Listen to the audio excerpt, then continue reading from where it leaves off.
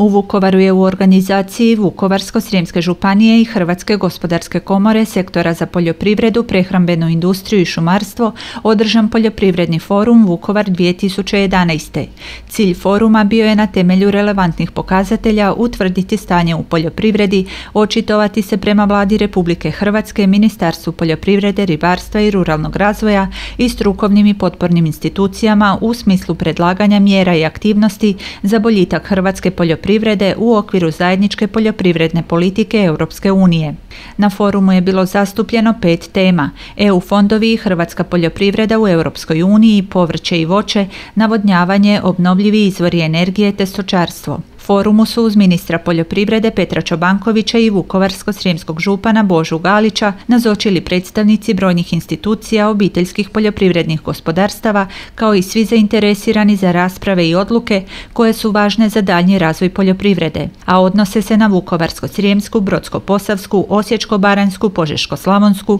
i Virovitičko-podravsku županiju.